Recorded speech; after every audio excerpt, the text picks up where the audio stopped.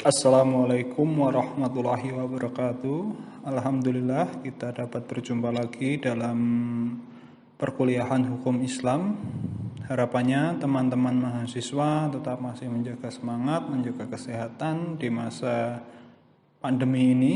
Kita memang sedang diuji, jadi memang kita harus dapat bersabar menahan diri dari segala bentuk keinginan, misalnya keluar rumah dan sebagainya, menjaga intensitas kita agar tidak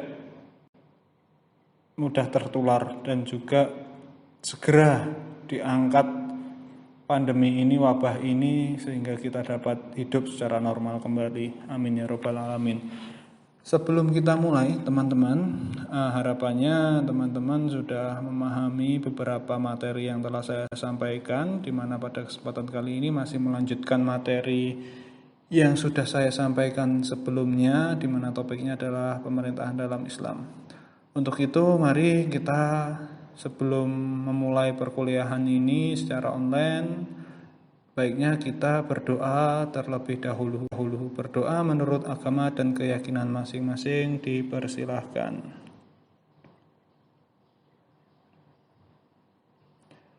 Selesai, teman-teman, sedikit pengantar saja. Jadi sebelumnya kita sudah membahas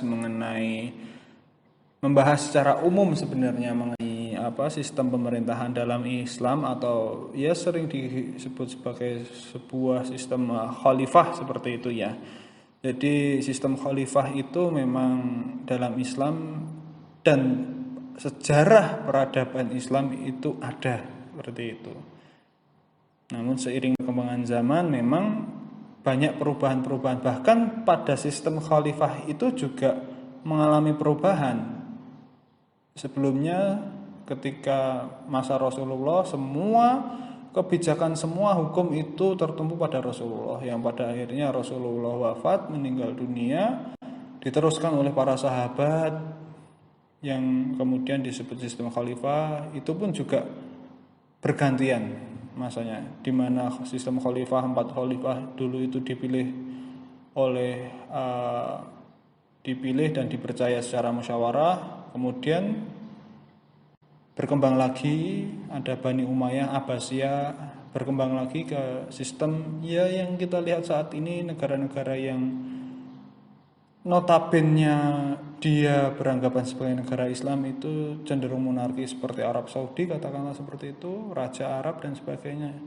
Jadi memang kita tidak usah memperdebatkan sistem yang terbaik dalam dunia ini, karena memang pada prinsipnya Islam adalah sebuah tuntunan. Ketika tuntunan itu kita pegang teguh, dan walaupun berbeda sistem pemerintahannya, pasti ada kemaslahatan yang tersimpan di dalamnya. Baik, langsung saja kita mulai. Jadi teman-teman, sebelum kita mulai, alangkah baiknya saya akan menyampaikan materi kajian pada kesempatan kali ini, di mana kita masih membahas mengenai struktur pemerintahan dalam Islam. Jadi selayaknya negara atau negara yang ada, negara kita saat ini, negara Republik Indonesia ini, pasti sebuah pemerintahan itu memiliki struktur. Misalnya kita memiliki kepala negara, yaitu seorang presiden. Presiden juga tidak berdiri sendiri, banyak lembaga-lembaga yang terkait, ada DPR, ada BPK, ada juga kabinet kementerian yang bertanggung jawab kepada presiden dan sebagainya, seperti itu.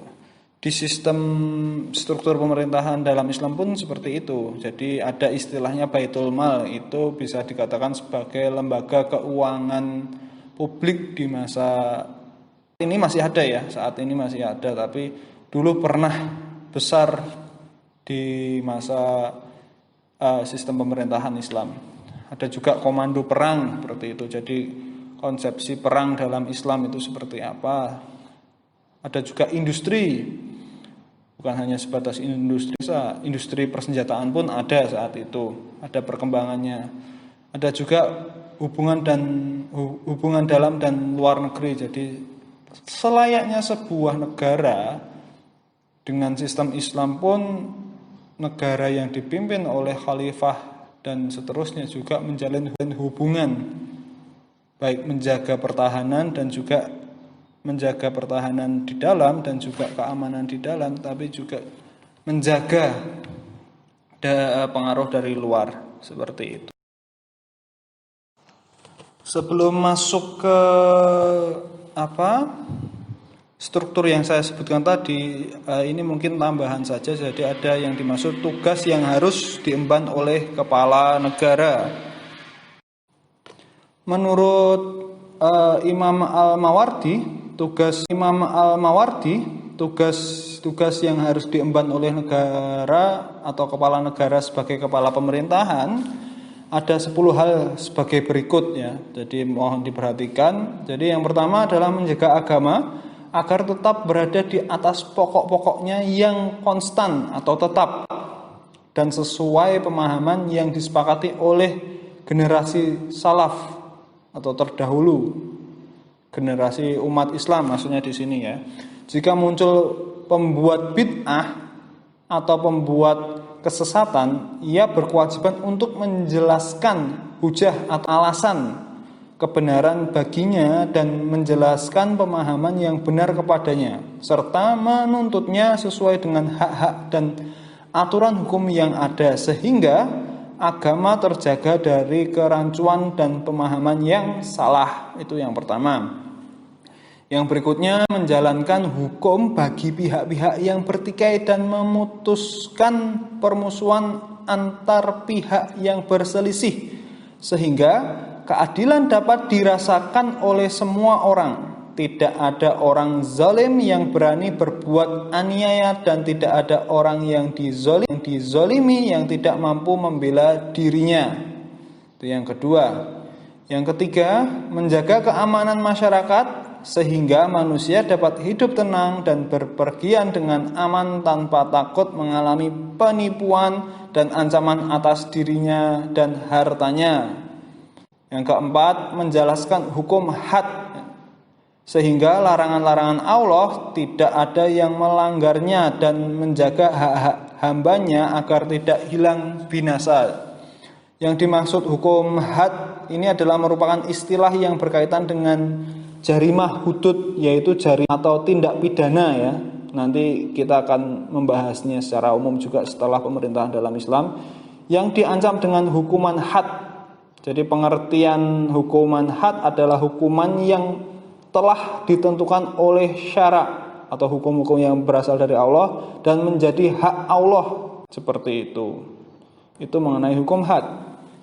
Sedangkan yang kelima, lanjut berikutnya ya, menjaga perbatasan negara dengan perangkat yang memadai dan kekuatan yang dapat mempertahankan negara sehingga musuh-musuh negara tidak dapat menyerang negara Islam dan tidak menembus pertahanannya serta tidak dapat mencelakakan kaum muslimin atau kalangan kafir mu'ahad yang diikat janjinya. Yang berikutnya yaitu yang keenam, berjihad melawan pihak yang menentang Islam setelah disampaikan dakwah kepadanya hingga ia masuk Islam atau masuk dalam jaminan Islam atau zimah. Dengan demikian, usaha untuk menjunjung tinggi agama Allah di atas agama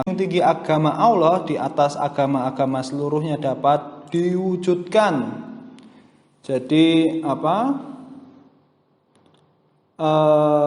mengartikan lafal jihad ini menurut Ahmad Warson Munawir dalam Kamus Arab Indonesia, jihad sebagai kegiatan mencurahkan segala kemampuan. Jika dirangkai dengan lafal fisabilillah, jadi jihad fisabilillah berarti berjuang, berjihad, berperang di jalan Allah. Jadi kata jihad artinya perjuangan, seperti itu.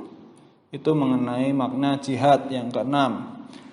Yang ketujuh yaitu menarik fai atau hasil rampasan dengan memungut zakat sesuai dengan ketentuan yang telah ditetapkan oleh syariat Islam secara jelas dalam nas dan ijtihad.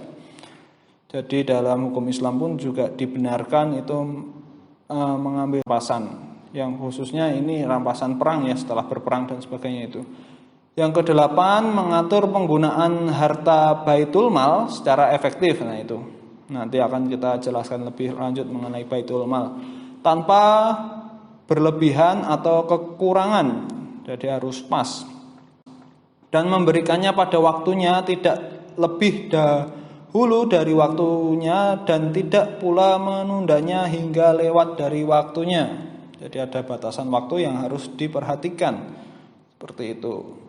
Yang berikutnya, yang kesembilan, mengangkat pejabat-pejabat yang terpercaya dan mengangkat orang-orang yang kompeten untuk membantunya dalam menunaikan amanah dan wewenang yang ia pegang, dan mengatur harta yang berada di bawah wewenangnya, sehingga tugas-tugas dapat dikerjakan dengan sempurna dan harta negara terjaga dalam pengaturan orang-orang yang terpercaya. Ini memang poin penting dan juga masih menjadi PR untuk kita semua, bukan hanya untuk pemerintahan dalam Islam juga, tapi pemerintahan negara, khususnya di negara Indonesia.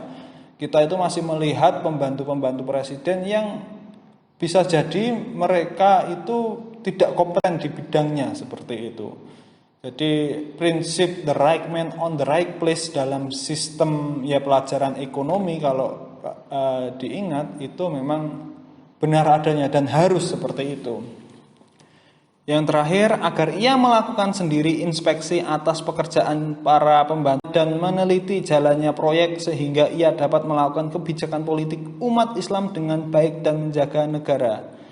Ia tidak boleh menyerahkan tugas ini kepada orang lain karena sibuk menikmati kelezatan atau beribadah, karena orang yang terpercaya dapat saja menjadi pengkhianat dan orang yang baik dapat saja berubah menjadi penipu, seperti itu. Jadi memang harus sangat berhati-hati menjadi seorang kepala negara atau kepala pemerintahan. Dia harus bertanggung jawab secara lahiriah, bahkan secara akhirat pun dia juga akan dihisab, seperti itu.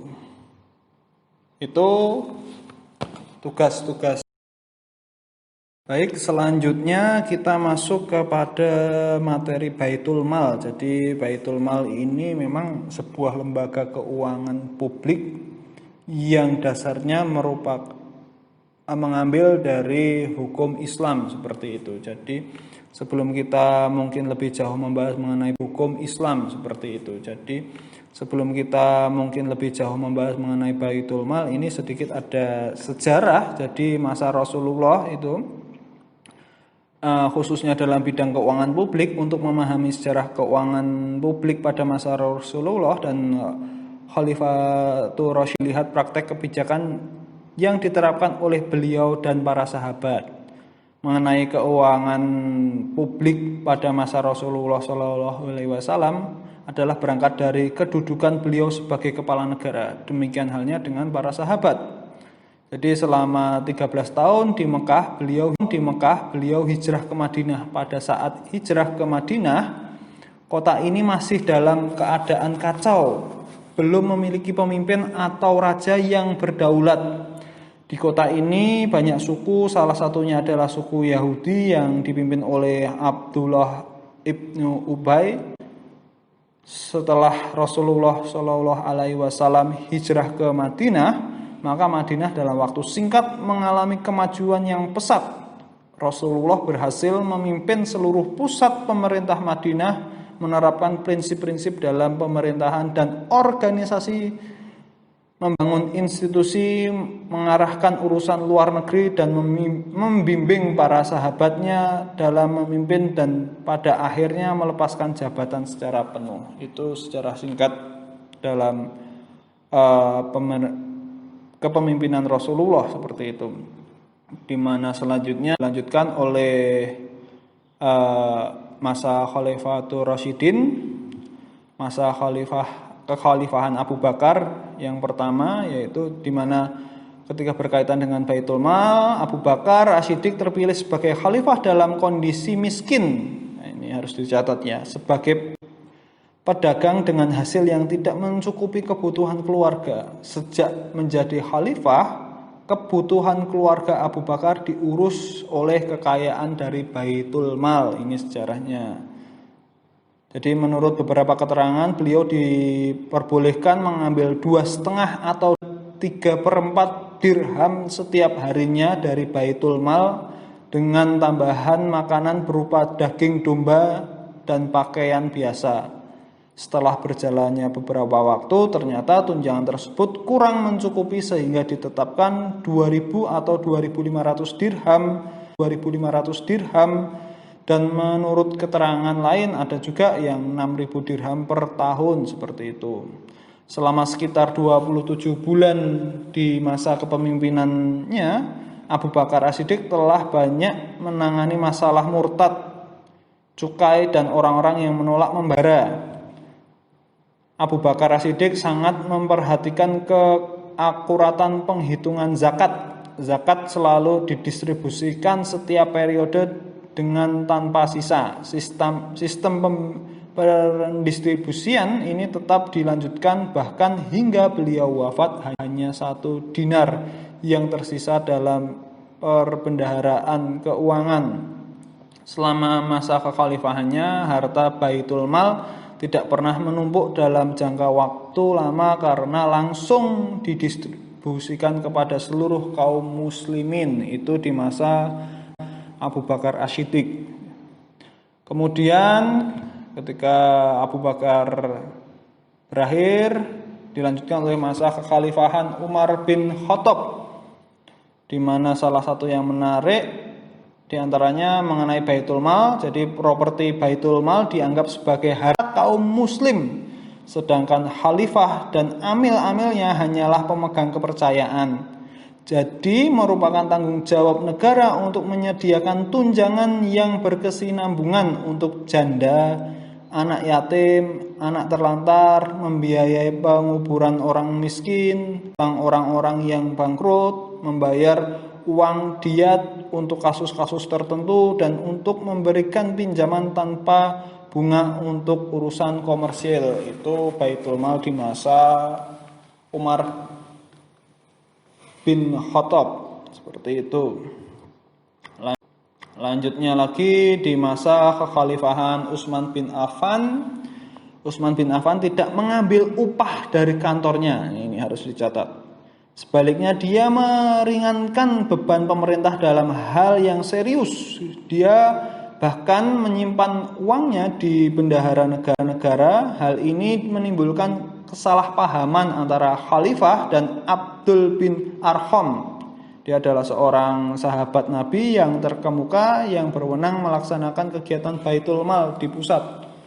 Beliau juga berusaha meningkatkan pengeluaran dan pertahanan dan kelautan, meningkatkan dana pensiun dan pembangunan di wilayah taklukan baru. Khalifah membuat beberapa perubahan administrasi dan meningkatkan kharaj dan jizyah dari Mesir, seperti itu. Itu perkembangan atau sejarah Baitul Mal, keuangan publik yang ada di masa Khalifah Utsman. Yang berikutnya itu masa kekhalifahan Ali bin Abi Thalib.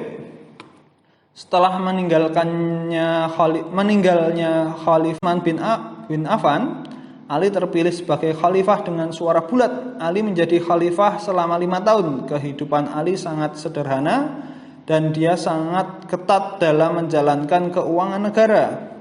Gubernur Rai dijebloskan ke penjara oleh khalifah dengan tuduhan penggelapan uang negara. Itu salah satu bentuk ketegasan beliau. Jadi berbeda dengan Khalifah Umar, Khalifah Ali mendistribusikan seluruh pendapatan di Baitul Mal ke provinsi yang ada di Baitul Mal Madinah, Bushara, dan Kufa. Sistem di setiap pekan selalu untuk pertama kalinya diadopsi. Hari Kamis adalah hari pendistribusian atau hari pembayaran. Pada hari itu penghitungan diselesaikan, pada hari Sabtu dimulai perhitungan baru, seperti itu. Tutup buku dan buka buku, seperti itu. Keuangan seperti itulah. Seperti itu mengenai Baitul Mal, sejarah singkat mengenai Baitul. Berikutnya adalah peran Baitul Mal dalam kebijakan keuangan publik. Jadi harus diingat dan dipahami. Jadi Baitul Mal merupakan institusi yang dominan dalam perekonomian Islam. Institusi ini secara jelas merupakan entitas yang berbeda dengan penguasa atau pimpinan negara. Namun harus dipahami keterkaitan sangat kuat antara kedua institusi ini, baik Baitul Mal dengan penguasa pemimpin negara, karena institusi Baitul Mal merupakan institusi yang menjalankan fungsi-fungsi ekonomi dan sosial dari sebuah negara Islam. Dalam banyak literatur, sejarah peradaban dan ekonomi Islam klasik, mekanisme Baitul Mal selalu dilepaskan dari fungsi khalifah sebagai kepala negara. Artinya, berbagai keputusan yang menyangkut Baitul Mal dan segala kebijakan institusi tersebut secara dominan dilakukan oleh khalifah. Jadi fungsi dan eksistensi Baitul Mal secara jelas telah banyak diungkapkan baik pada masa Rasulullah maupun masa kekhalifahan setelah beliau wafat. Namun secara konkret pelembagaan Baitul Mal baru dilakukan pada masa Umar bin Khattab, seperti itu. Ketika kebijakan pendistribusian dana yang terkumpul mengalami perubahan. Adapun lembaga Baitul Mal itu terpusat di ibu kota Madinah dan memiliki cabang di provinsi-provinsi wilayah Islam, seperti itu.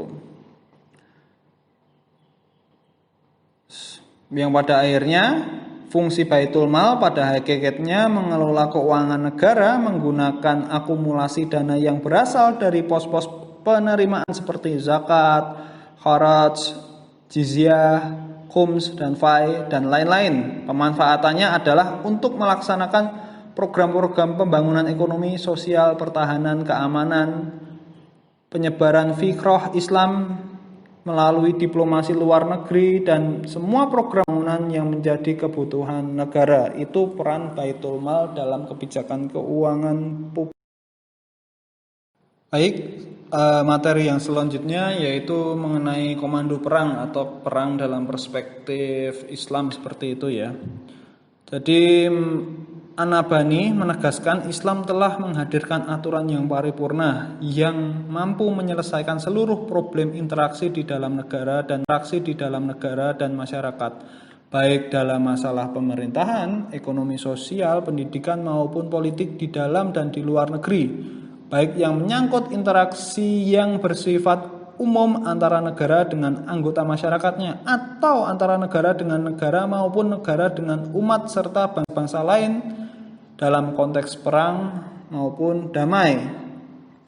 Selanjutnya berkaitan dengan perang seperti yang saya sampaikan sebelumnya, konstruksi teoritis yang memberikan label perang sebagai sebuah kewajiban sudah tentu tidak sepenuhnya benar.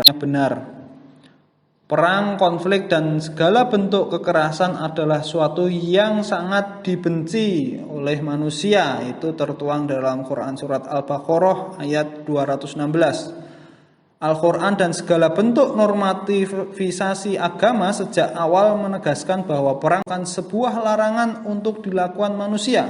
Larangan ini berakar pada legalisasi segala bentuk kekerasan dalam perang. Sejak awal telah diterapkan dalam Al-Quran bahwa perang sangat dibenci manusia.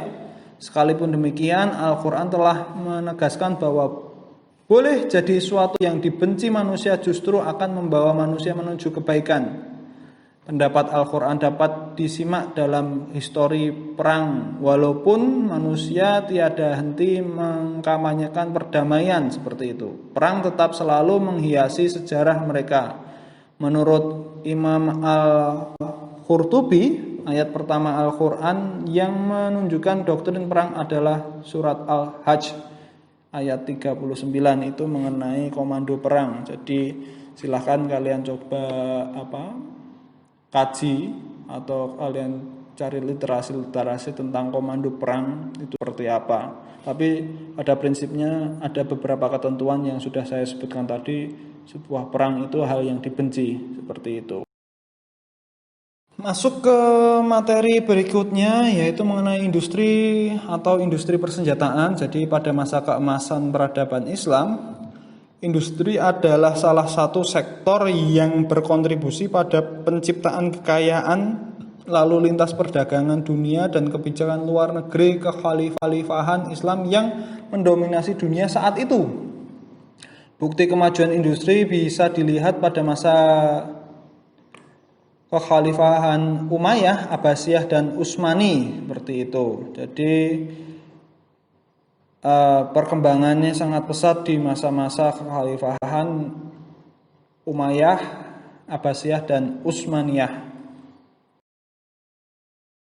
Selanjutnya untuk kemajuan industri masa Khalifah Abbasiyah, jadi di masa Khalifah Abbasiyah itu memang terlihat banyak sekali kemajuan-kemajuan.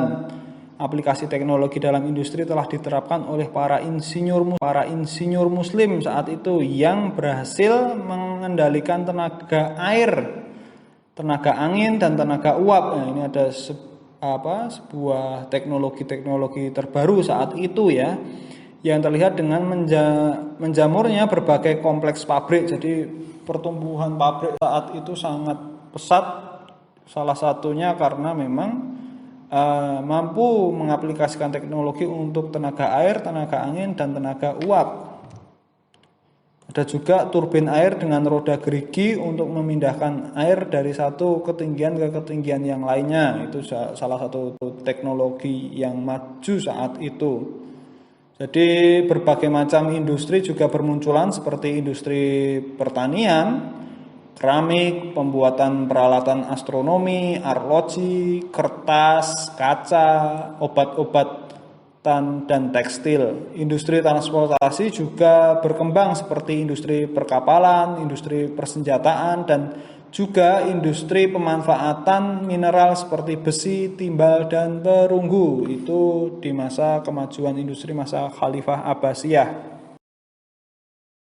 Baik, materi berikutnya terkait dengan industri persenjataan. Jadi industri persenjataan itu maju ketika masa kekhalifahan Utsmani. Kemajuan industri pada masa Khalifah Abbasiyah terus berlanjut hingga masa Khalifah Utsmani. Khalifah Utsmani terus berjaya berkat kombinasi antara kekayaan ekonomi dan kekuatan bersenjatanya. Kombinasi ini terjadi karena adanya promosi teknologi inovatif. Salah satunya pada sektor industri pertambangan dan memproduksi perak dan baja guna memenuhi kepentingan pencetakan uang dan juga industri alutsista atau senjata ya. Sistem industri dan administrasi pertambangan yang kompleks dan penerapan teknologi peleburan biji besi yang efisien berhasil menghasilkan logam berkualitas sehingga menunjang pertumbuhan ekonomi. Dalam sistem pertambangan dalam Islam, pertambangan besar adalah milik umum dan pengelolaannya dijalankan oleh negara.